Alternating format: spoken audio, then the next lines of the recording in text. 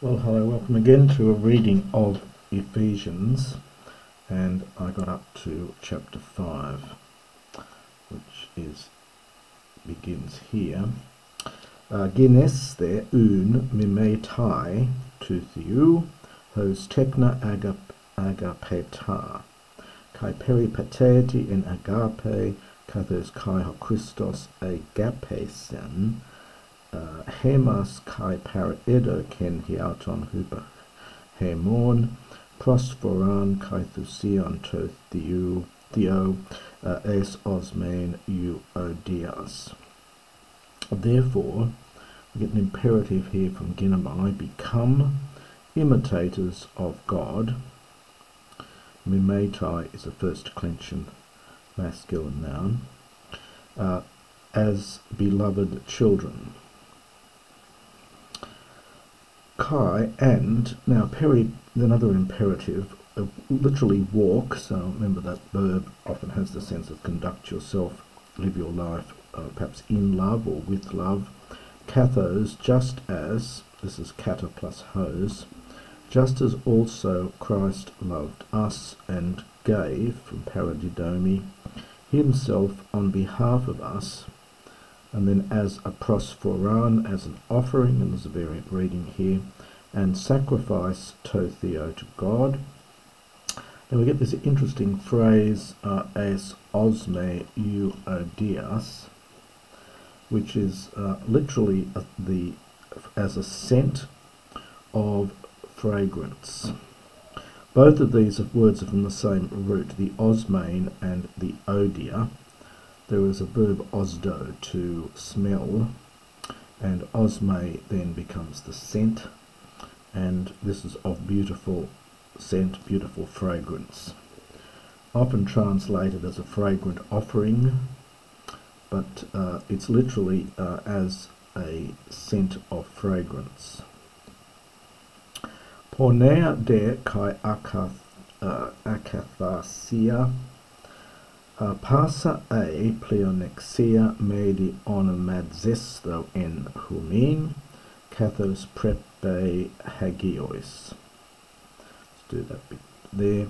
So porneia, well, variously translated. It can just mean prostitution. It can also mean the fornication, depending on how you want to translate it. It's connected with the verb of selling, the idea of selling yourself. So prostitution and all uncleanness, or, and the past is in an odd position here. It seems to go with all of these are feminine. The pleonexia means greed. So it's almost been put in as a kind of afterthought after these two. And I think it really goes with all three of these words here. So, and best to take the main verb first, which is onomadzesto, which is a passive. Onomazdo is to name, and then the passive to be named, and we've got a medi with this imperative. So, nor let be named among you any, either prostitution or fornication, and uncleanness, or pleonexia, greed. We've seen this word before. It's pleon, and the X from echo, having more or wanting more, having more. So let that not be named among you, as it is fitting hagios for saints. Kai aiskrotes kai morologia e eutrapelia hauk aneken. Now askrotes is, well, shamefulness. It is a first declension noun, but it's fairly abstract here. In fact, it's something like shameful conduct. And morologia, this is a very rare word. It's only here in Biblical Greek and rare elsewhere. It's from moros, meaning stupid or foolish, and the logia, of course, of words or chatter. So it means something like foolish chatter. And another very rare word, eutrapelia. It is very rare. It does occur in Plato and Josephus, but it has the sense of an elusive joke, a double entendre, facetiousness, something like that. Some render it as licentious speech, but really the sense is more of facetiousness, I think.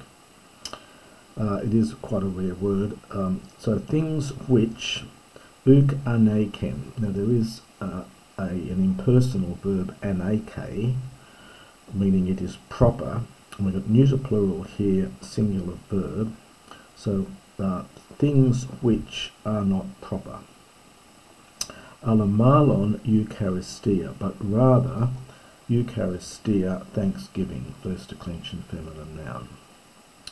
Tutoga isti ginoskontes hoti pas pornos, e akathatos e pleonectes, ho estin e delolatres, ugeke kleronomian en te basileia to Christu kai theou.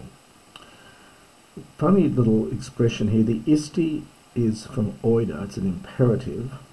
So for know this, and then we get another verb of knowing as a participle from ginosko, knowing that. So it's a slightly odd expression here.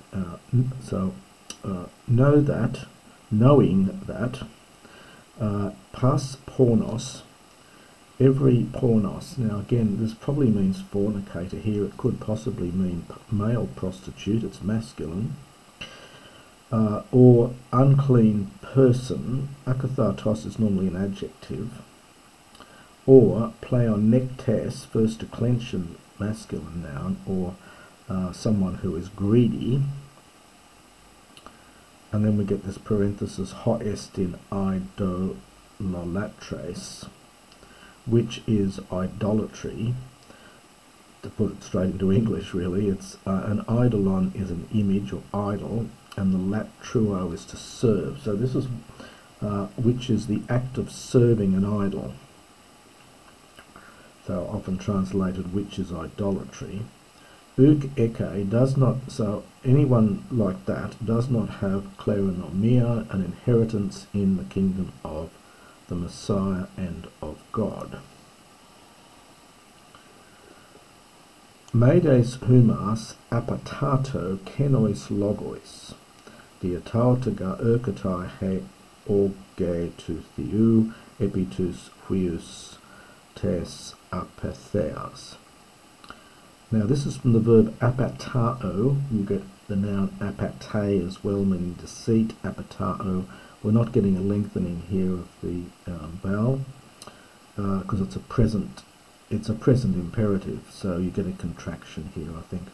So let no one deceive you with empty or with vain words. Literally empty, sometimes translated as vain. For on account of these things the anger of God comes, epitus huius, upon the sons of disobedience.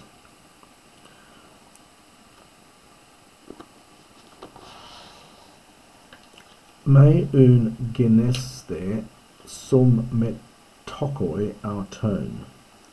Another imperative there. Therefore, do not become. Now this is from it's sum plus meta plus the ox from echo. So a metokos is someone you share things with, and this is just another sum extending it a bit. So do not become sharers in these with them. So do not be partakers with them. Partaker, I think, is the usual translation of this. Etiga potes skotos non defos in kurio, hos technophotos peripatete, and then we get a break in the sense here. For you were, second person plural from the verb to be, you were once skotos, darkness, but now you understand you are light in the kurio, in the Lord. Another imperative, peripatete, walk or conduct yourself as children photos of the light. It's the genitive of your phos there. Hoga karpos, to photos in passe agathosune kai dikaiosune kai aletheia. For the fruit of the light, understand, is in or perhaps with or agathosune. One of these abstract nouns in sune, you can see it's formed from agathos, meaning good, so this is goodness. A bit like, we'll get dikaiosune as well. So in all goodness and righteousness and truth, dokimadzontes ti estin eu areston to kurio.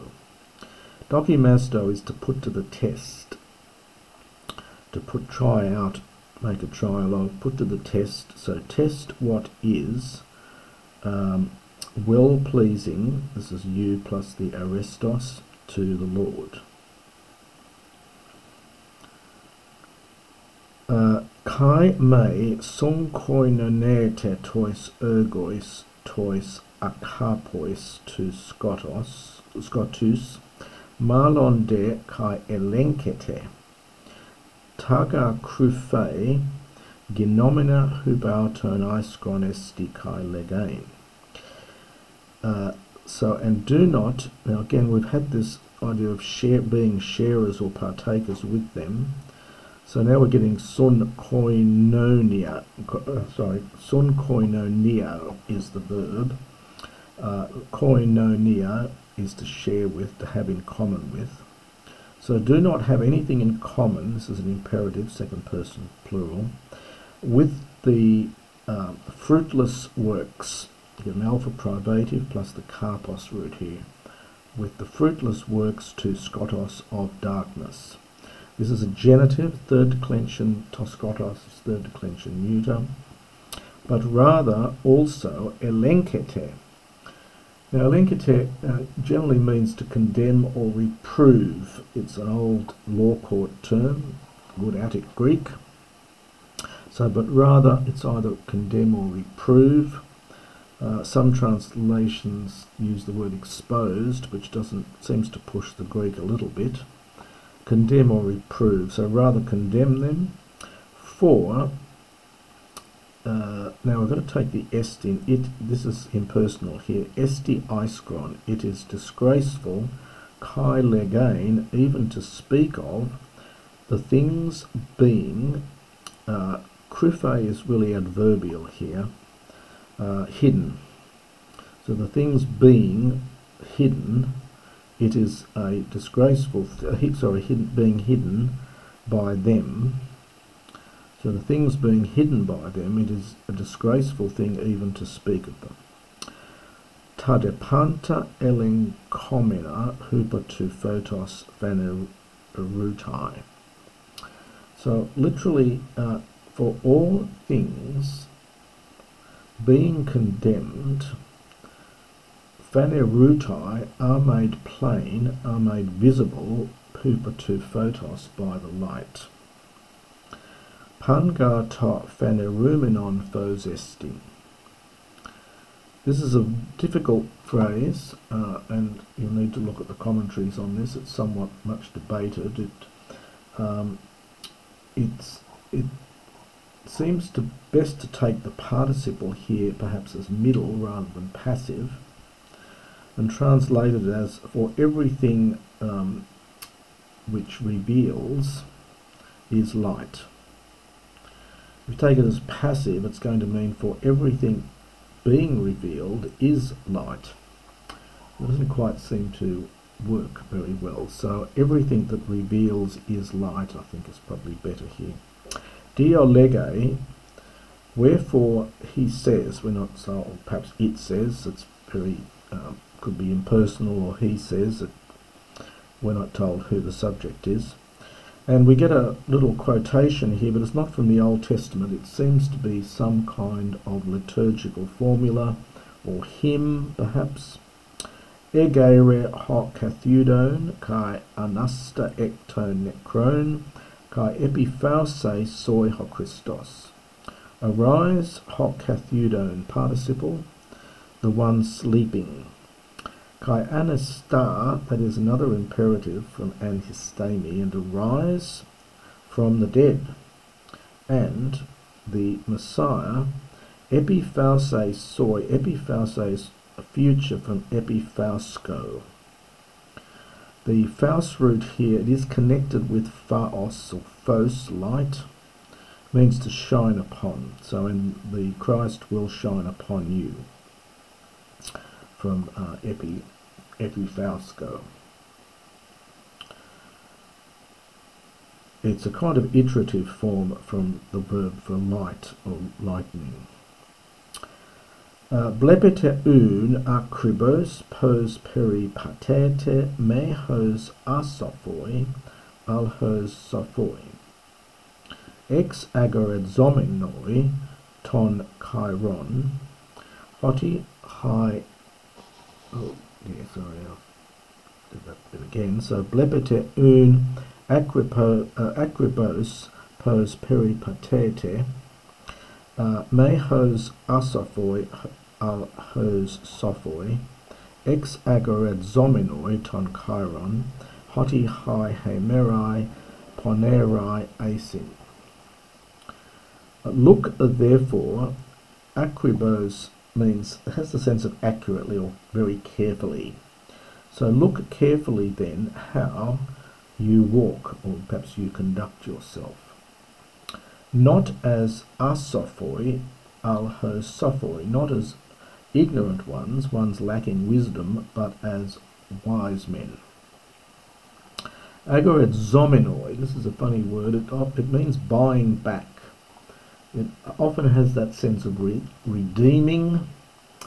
It can also have the sense of to make the most of, or to make good use of, which might be the sense here. Again, need to look at the commentaries on this word. It's literally buying back, redeeming. Ton chiron is the season.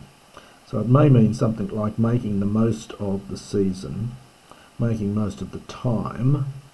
Hoti, because the days are evil. Diatuto me gineste aphrones. This is alpha plus the friend root here. On account of this, do not become foolish without sense. Alla sun iete ti tothelema to theou. But now this is from sun hiemi, in the sense of to understand. What is the will of the Lord? So sun hiemi, it's got the sense of put things together and hence understand. That's a standard verb in Greek though. But understand what understand is the will of the Lord. And do not metheuskeste oino. Now the verb is methusko. You do also get a methuo, I think. This looks to me like an iterative, so it means do not be drunk regularly with wine. It's got an iterative sense with the sk root. The sk cluster is something repetitive. So do not be drunk with wine, in which there is asotia. Interesting word. It's an alpha privative. The sot root here is cognate with sozo, to be safe or saved. So it means it's literally a lack of safety. In other words, which is dangerous. So in which there is a lack of safety. Some translate it as dissoluteness. Ala plerus there, but be filled. This is a passive imperative. Be filled en pneumati with the Spirit.